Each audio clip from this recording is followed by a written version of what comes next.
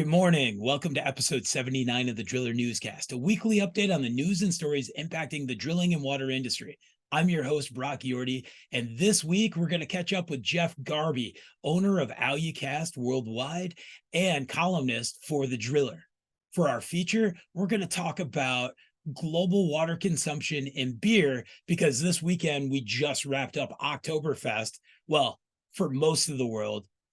America, we're going to keep doing it since it has October in it until the end of the month. So I want you to think every time you tip back one of those Feist beers or Marzens, who's doing this responsibly and who's not. But before we jump into these great discussions, let's talk some safety. For this week's safety topic, it's time we talk about hearing conservation again, because it is an annual event each October to provide an opportunity to raise awareness about hearing. People are encouraged to think about their own hearing and to get their hearing checked if they think there might be a problem. Early identification and intervention for hearing loss is important. Be it earplugs, earmuffs, or ear canals used for hearing protection, we must understand our limitations of these pieces of equipment and our exposure. Here's the hard truth, everybody. Approximately 14% of all construction workers have hearing difficulty. About 7% of all construction workers have tinnitus. About 25% of noise-exposed tested construction workers have a material hearing impairment.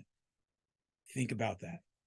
Every time we step up on the back of that rig, we walk around the job site, why we need our hearing protection. Hearing impairment is hearing loss that impacts day-to-day activities. Noise exposure and hearing protection. About 51% of all workers in construction have been exposed to hazardous noise. We work in this industry, and as we lean into a colleague and we find the need to shout, and we're within 3 feet away, we're beyond 85 decibels. I want you to think about that. I want you to walk on your job site tomorrow, this afternoon, whenever it is, and I want you to have the NIOSH OSHA sound exposure app out. It's very simple to download. It's free. Or many smartwatches at this point, including my Apple Watch that I wear, vibrates and tells me that we're beyond 85 decibels. And understand that as we jump from 90 to 95, we cut the time in half to start having exposure that is going to have hearing damage. And that is very important. Now, there's a big discussion right now about different air pods, plugs, sound devices that have noise canceling, and where do they fall into us as being safe? There's still not enough testing done. If they don't have a NIOSH exposure rating to them, then we need to continue to use what is safe for us that has been approved by our teams, our safety individuals, OSHA, NIOSH. We have to remember, bosses, leaderships in the field, the best hearing protector is the one that is comfortable and convenient that you will wear every time you are in an environment with hazardous noise. I hope to see where we get to where some of these Bluetooth hearing devices are allowed to be used. But again, I want you to think the next time you look down at your phone and it says the music you're listening to is beyond 85 decibels, because there's two things that we need to think about there. We're damaging our hearing while we're trying to enjoy whatever music that is. And I know there's many mental health soothing aspects to that, being able to operate, but our situational awareness is also impaired. Second, if we get into a hearing impairment legal debate, and it can be identified that the music you listen to in your vehicle and what you do outside of work had just as much impact as what you do at work, you're not going to be represented appropriately. Be safe, do good out there. For this week in the news, I caught up with Jeff Garby at the National Drilling Association. Last week, we talked about how we met up with the keynote speaker. And Jeff and I spent some time having some camaraderie around the rigs and campfires after the first night of events. And we just got talking about professional development, challenging what is the norm in the industry, and how we can all grow as young professionals into middle-aged professionals, then into old professionals. Instead of right now with this age gap, us guys in our 40s feel like we are quickly going from the kid to the old man. So I hope you enjoy. Writing for The Driller, was that hard? I wouldn't say it's hard. I'd say it's hard to verbalize. I'm good one-on-one with friends, certain people, but putting it into words, trying to write it out, I found it difficult. I found it fun. It was a challenge, a new challenge for me, but I think it's wonderful that we can get different people, different perspectives out in the industry. And I think the Driller's doing an amazing job letting people like me write, and all the new writers that you do have. I think it's amazing. It's stunning. It's stunning. We need you to write. We need our industry to write more. And obviously, even as we look around this conference, we're still the young guys here. Like, we're going to go from young guy to old guy because the age gap's so wide. We're not going to have time to be middle age, especially with the workforce development. But I think the biggest piece is, as we listen to the awards tonight and everything going on, like, write 250 words, write 500 words of a great experience you had on a rig, or why you're doing what you're doing, or talk about a really bad situation that happened that you've been reflecting on for months. There's so much that we have to document within the next 6 years. 45% of our entire industry is gone in the next 6 years. Our average age is 58 years old. We need everybody. It doesn't happen. It never happened unless it's written down. The faintest ink is still more powerful than our best memory. Because what happens? One day, it's gone. It's gone. As professionals under the age of 45 in this industry right now, our obligation is to be at these conferences and absorbing as much knowledge as we can, seeing how things were done, how things can be done, questioning everything, and also cultivating those 18, 19, 20-year-olds that are going, what type of job do I want? Because we know between PFAS and all of the remediation we have going on, all of the geotechnical work, geothermal, not to mention water itself, we got to keep drilling, and we're kind of that dying breed right now. We're like the Mason. And if I have a piece of advice for the younger generation that say, I can't make it to the show, it costs me a lot of money, I can't get the time off, you need to find the time to get off to come to these shows, because the amount of people you're going to meet, even though you don't get a job now, they know who you are, they know what you're about, they know you've come out.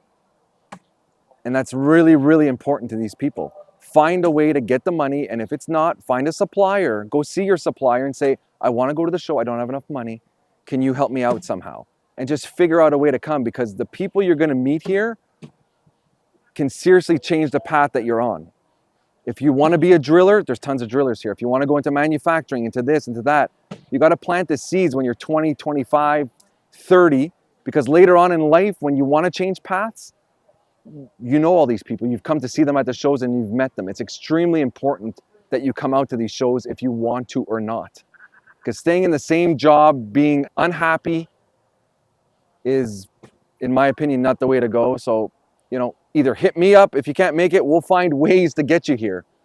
Just come. That's all I ask. There's the Geotechnical Driller Facebook page. There's Waterwell Professionals Facebook page, the Geothermal Professionals Facebook page.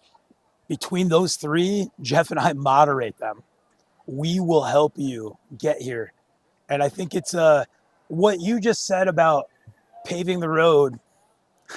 I was a brand new mud engineer when I first met you. Mm-hmm. You know, if we think about this, like, we've been friends almost 20 years. Yeah, easy. And so, and we were 100% the kids. Yeah. in the field doing stuff. And now here we are saying, hey, and it was, why not?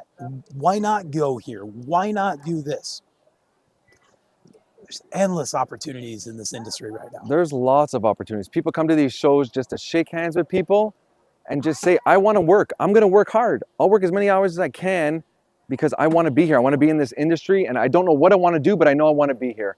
And I'd say there's 50 people here that would lean out to you and say, offer you a job.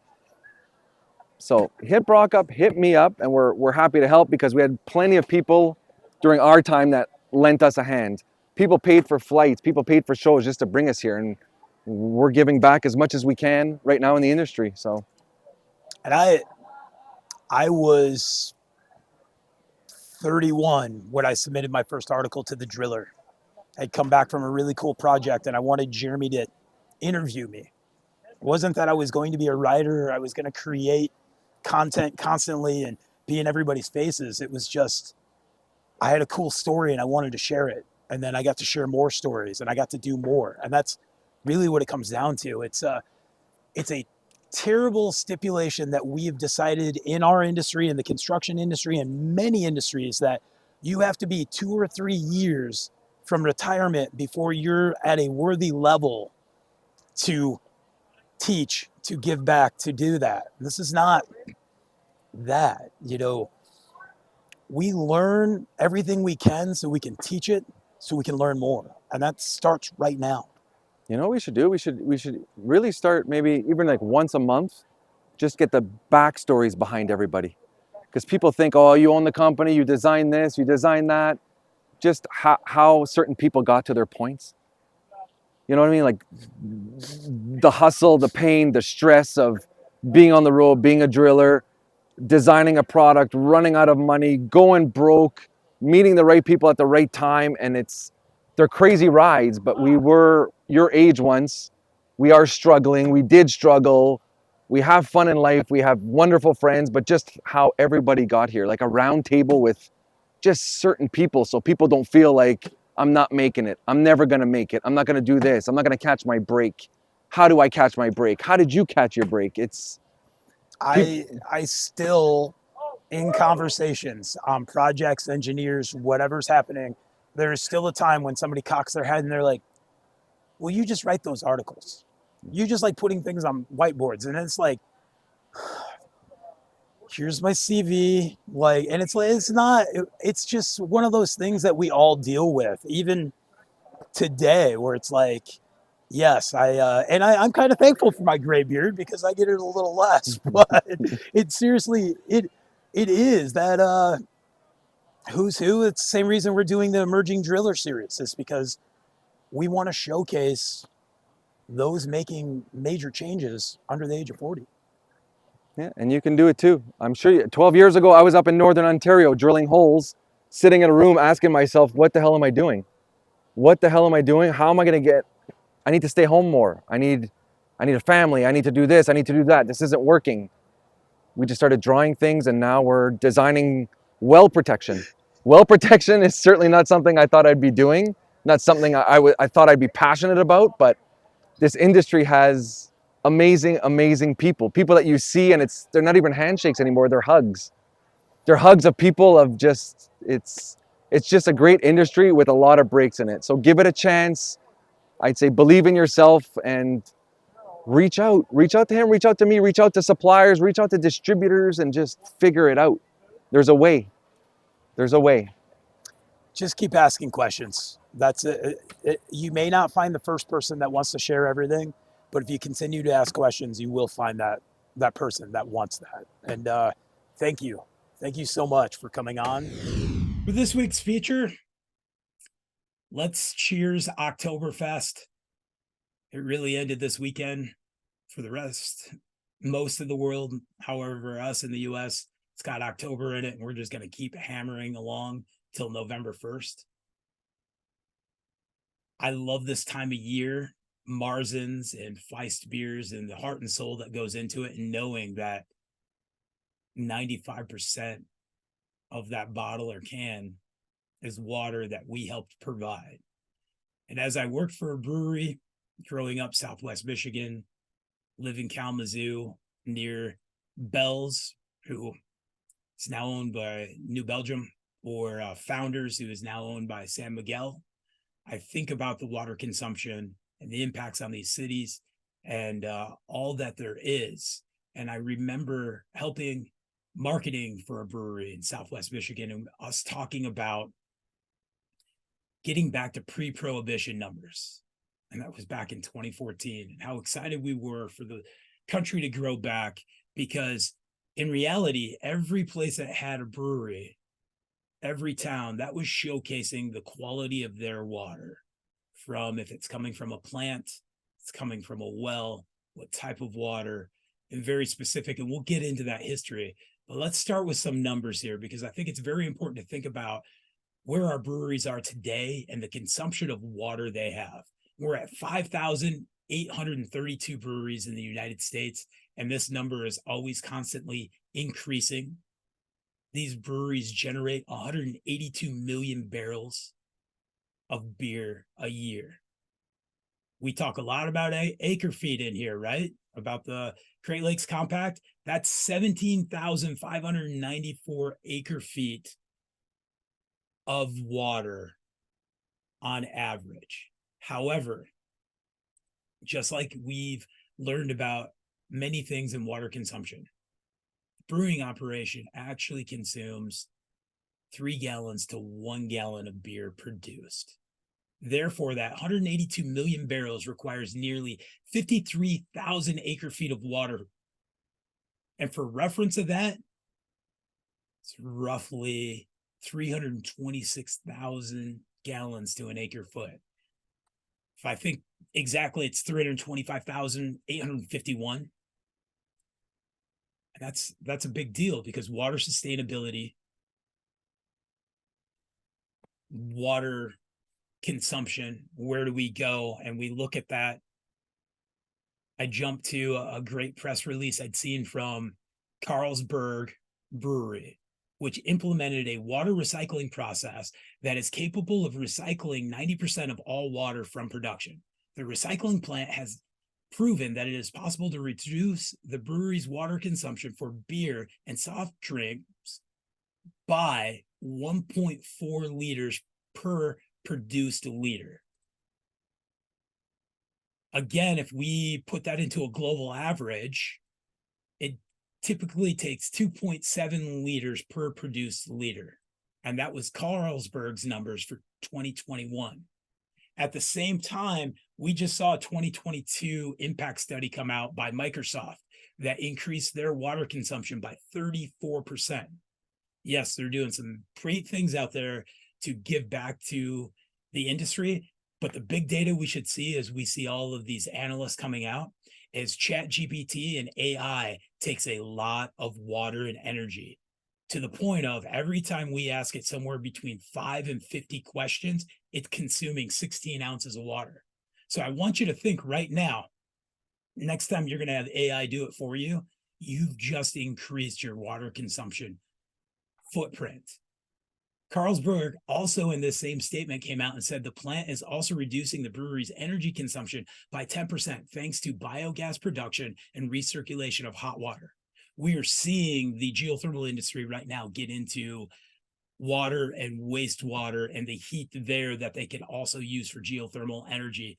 There's great things going on.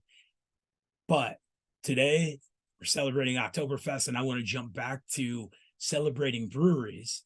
And the National Defense Resource Council has aligned itself with 143 breweries in the US that are committed to water conservation and advocating the support for smart, responsible policies for water, and speaking directly to lawmakers, the media, and their customers about the importance of clean water for good beer.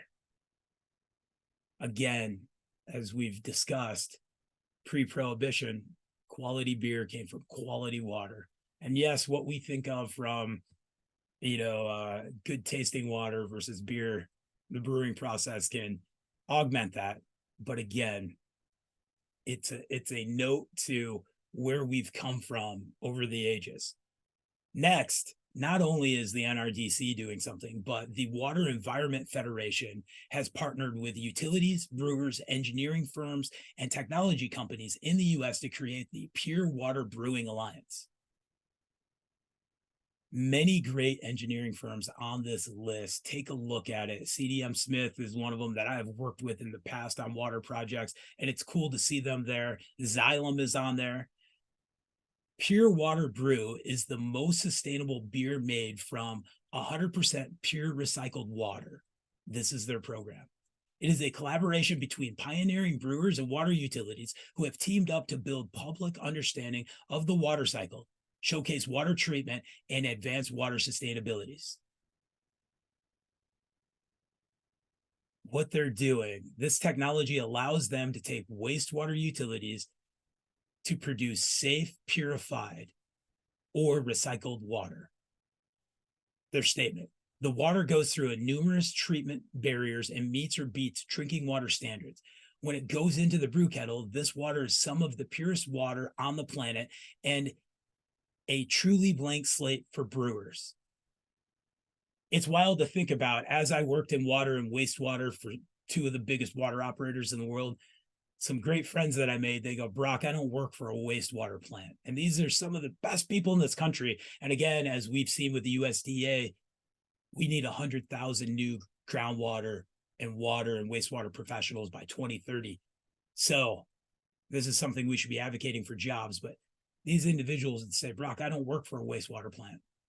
I work for a clean water plant. Influent comes out. When it comes back out and I release it, it's cleaner than what's most of the time going back into the river. I think that's a brilliant concept. And as you reflect on this weekend's Oktoberfest or plan on attending some here in the next couple weeks, because again, I need to point out Oktoberfest is supposed to start with harvest. However, we always love to keep the party going here in the United States. So as you reflect, I want you to think about this: the history of beer, the fact that beer was created as what they call near beer. There's a great book out there by John Hall called The Brewer's Tale that talks about near beer and everything that we got to today. And the fact was that these densely populated European cities, we couldn't get rid of our waste fast enough, and we had microorganisms in the water. And so we started brewing beer, near beer, that was something that could be consumed by all people, all ages, couldn't impact them, and kept them healthy. The only people that got to continue to drink groundwater or fresh water were the rich that went off to springs and got bottled water that way. It wasn't until the advent of chlorine that we got widely back into safe water supplies. So as this all materialized and we look at beer history, because it's just fun to think about how much we today get to impact it and how it's impacting us again, I want you to think about styles developed around the world. And it was all due to the available water. From the Czech Republic, Pilsners came from the Pilsen River. I want you to consider the water in southern England, which had calcium carbonate, which made it perfect for porters and stouts. And when it boiled, it extracted this beautiful malt color, which went on to be a very desirable trade. If we jump to Scotland, and Scotch ales, they were directly impacted by the limestone and chalk found in that area. And that's where we got the term wee heavy. But one of the most fun ones to think about, the first big beer capital of the world, and I'm sure the Czechs are going, wait a minute. And we had the Bavaria and the Germans going, you can't put hops in beer. Terrible German accent there. I'm not even going to try that again. One of the most famous beers in the world, Bass, was directly influenced by the Burton's water supply, which was full of high dissolved minerals, very hard water that was ideal for pails, moving on into the invention of the India pale ales, which we got because hops was a preservative, and it allowed the West Indies Trading Company to move beer around the world that could stay longer than other beers. There's that one story that goes, why did we stop and explore a specific part of the Americas? Because I'd run out of beer first. Maybe it's true, maybe it's urban legend, but it was obvious that this type of water quality from the Burton affected everything that went into beers. It affected how hops interacted with it, allowing for bitterness and that wonderful aroma, along with the calcium and magnesium sulfates from Burton, which gave us a perfect nutrients for the yeast. When those yeast have the perfect nutrients, they eat up everything, removing all the unwanted grains and protein that would have came along. What did the Burton do for Bass? It made them the largest brewery in the world. And this was the late 1700s. It put out millions of barrels of beer a year. If we look at the National Brewery Centenary Archives, in a 40-year period, the production of the Burton breweries increased from 70,000 barrels a year to 1,759,000 barrels.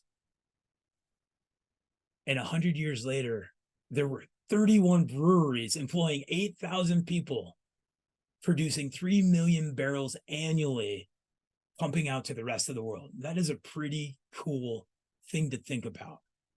It made it the beer capital of the world. So if we pull this all back, water quality directly influenced brewers to create beer that was desirable. And we needed that so we could kill off those microorganisms. But today, breweries are influencing the global population to understand that recycled water is the future. And it's a piece because we need to be as much zero discharge as we possibly can recycling. And they're doing this through revolutionary water recycling systems. And it's what we need. If we look in Colorado, if we look in Arizona, we look in California right now, there's all breweries doing this, showing that we can use recycled water. They've been doing it since 2014. And the alliance started in 2017. And this is great because as I think about today, the great Oktoberfest that I celebrated this weekend, and I go from the OGs to a beer directly influenced by Lake Erie and the Great Lakes in Cleveland, along to my Bell's Oktoberfest and many others that I enjoy. It's all influenced by our water. And the last piece I'll say, as we think about the legislation discussion we had with Tucker Green a few weeks ago, where in Georgia, now if you have 1 acre or more property as a private home, you can have a private well. And we have plenty of breweries and kombucha shops and cold brew coffees that are directly influenced by the quality of water they have. And if you can help influence that and bring that town, that rural area's water back on the map, instead of us using reverse osmosis, which again gets right back into that 3-to-1 ratio, 3 gallons in, 1 gallon out to produce. By the way, we have 2 gallons of some pretty, concentrated bad stuff. It's no good. If we're going to be responsible practices, we need good quality, smartly constructed water wells. So think about that as you diversify your business. And we talk a lot about geothermal and cathodic, but why the heck not be the drilling company that's supplying good water wells to great breweries? Thank you for joining us for episode 79 of the Driller Newscast. Check out thedriller.com. Great content coming out every week. We have new columns. We have new drill talks. We're going to have interviews with emerging drillers. We're always looking for questions at Ask Brock. We'll catch you at the California Groundwater Show in Tahoe in a few weeks, and the NGWA. And we're always looking for great content. We'd love you to submit. Have a great, productive, safe week and a safe continued Oktoberfest. Cheers, everybody.